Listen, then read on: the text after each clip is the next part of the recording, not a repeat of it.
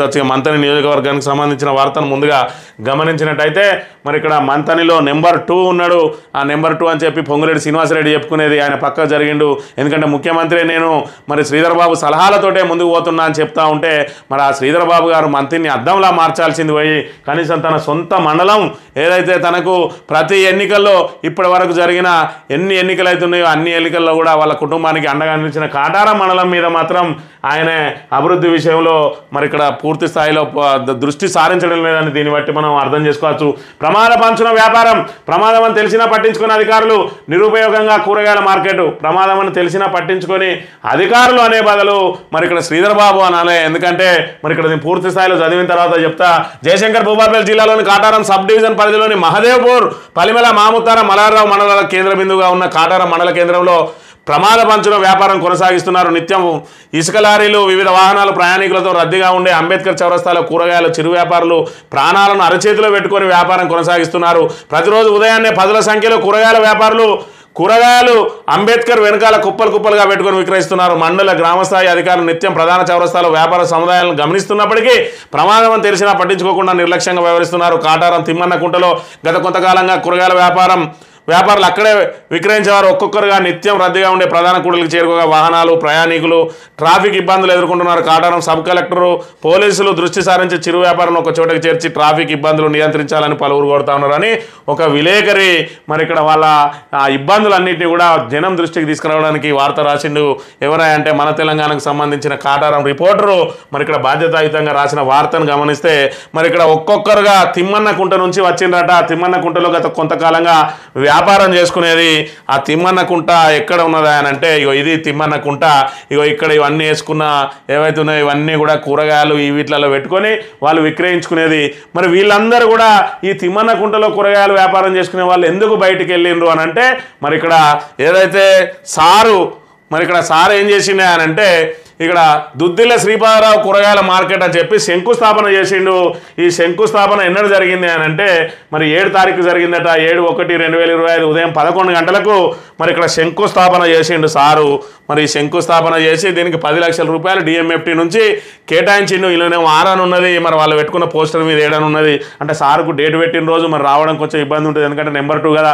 మరి అక్కడ ముఖ్యమంత్రికి అర్జెంటుగా ఏదైనా సలహా ఇవ్వాలంటే అక్కడ ఉండాలి కాబట్టి డేట్ పెట్టిన రోజు రాలేదు. మరి తెల్లారచ్చినట్టుగా మరి శిలాఫలకాన్ని దీన్ని చూస్తే మనకు అర్థమవుతున్న విషయం. అసలు విషయానికి వస్తే మరి ఇక్కడ సార్ వచ్చి ఏం చేసిందంటే దీన్ని మోడల్ ఇక్కడ చూసుకున్నట్టయితే మోడల్ వెజిటేబుల్ మార్కెట్ అని దీనికి 10 లక్షలతోటి నిర్మాణం చేస్తామని చెప్పి జనవరి 6వ తారీఖున శిలాఫలకం వేసిరు. జనవరి 6వ తేదీన శిలాఫలకం వేసి ఆ రోజు ఏం చెప్పిండు అధికారులను పిలిచి అని అంటే ఇక్కడ కూరగాయల వ్యాపారులకు సకల సౌకర్యాలు కల్పించాలి. మీరు మీది నుంచి వర్షం పడితే ఒక చుక్క కూడా మార్కెట్లో ఆగద్దు అని చెప్పి అక్కడ ఉన్న ఏదైతే ఈ కూరగాయల వ్యాపారులందరినీ కూడా మరి మీకు వెంటనే మీకు తొందరలోనే మీ నిర్మాణం చేస్తాం మీరు ఇక్కడ నుంచి వెళ్ళునని చెప్పి ఇలా కూరగాయల వ్యాపారం చేసుకునే వాళ్ళందరినీ కూడా బయటికి పంపిస్తే మరి ఇక్కడ వీళ్ళు ఏం కూరగాయల మార్కెట్ అని ఉండే వాళ్ళకు ముందుగాలు అని అంటే కొమురం భీం కూరగాయల మార్కెట్ వర్తక సంఘం అని చెప్పి వీళ్ళందరూ కూడా అప్పుడు ఒక పేరు పెట్టుకున్నారు. మహనీయుడు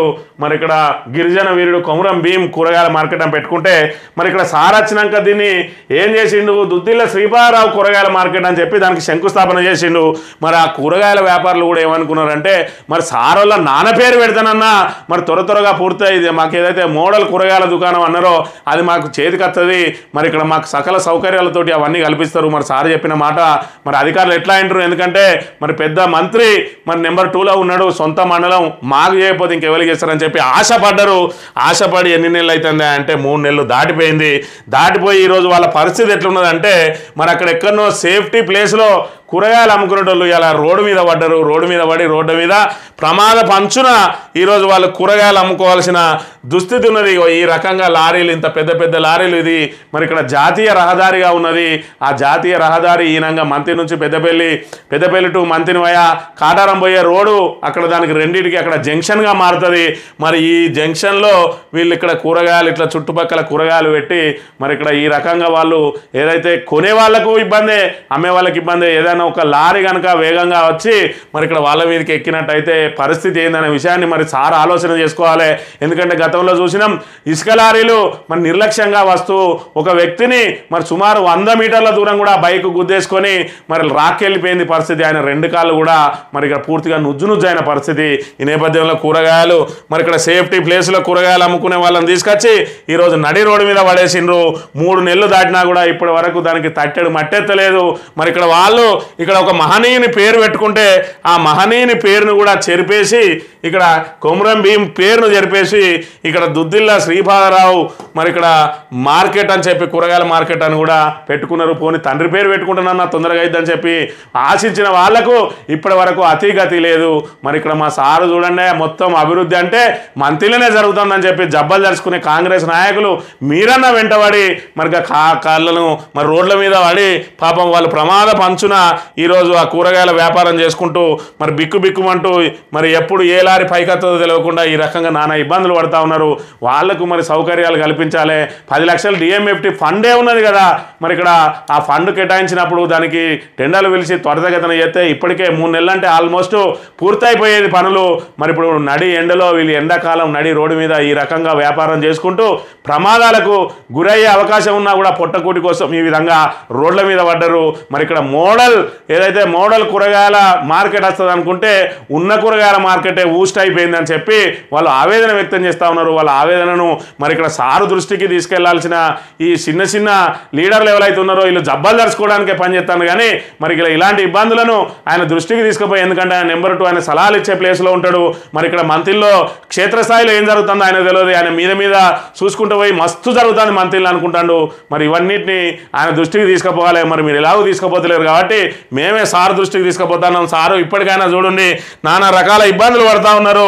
మరి ఈ రోడ్ల మీద ఈ రకంగా వాళ్ళు ప్రమాద పంచున ఏదైతే వ్యాపారం చేస్తూ ఉన్నారో మరి ఇక్కడ సురక్షితంగా ఉండేది వాళ్ళు, ఆ సురక్షితంగా ఉన్న వాళ్ళని తీసుకొచ్చి ఈరోజు నడి రోడ్డు మీద పడేస్తే వాళ్ళ పరిస్థితి ఏంది? ఇలా కూర్చొని వాళ్ళు కూరగాయలు అమ్ముకునేది ఎంత సేఫ్టీ ప్లేస్లో ఉండేది, ఎంత నీడన ఉండేది అనే విషయాన్ని ఒకసారి గమనించాలి. వీళ్ళకు మరి ఈ చిన్న రేకుల షెడ్లు కాదా మీకు మంచి బ్రహ్మాండమైన శాశ్వత నిర్మాణాలు చేస్తా అంటే అందరూ కూడా ఖాళీ చేసిపోయారు. పాపం ఈ ఖాళీ చేసిపోయి ఇప్పుడు రోడ్ల మీద మరి ఆ నడి ఎండలో కూరగాయలు అమ్ముకుంటూ ఆ ప్రమాద పంచున వాళ్ళు జీవనం వెలదీయాల్సి వస్తుంది. కాబట్టి ఇప్పటికైనా దీని మీద దృష్టి సారించాలని చెప్పి మరి సార్ దృష్టికి మరి టీజీ టీవీ ద్వారా తీసుకుపోతున్నాం అనే అంశాన్ని మరి గమనించాలి.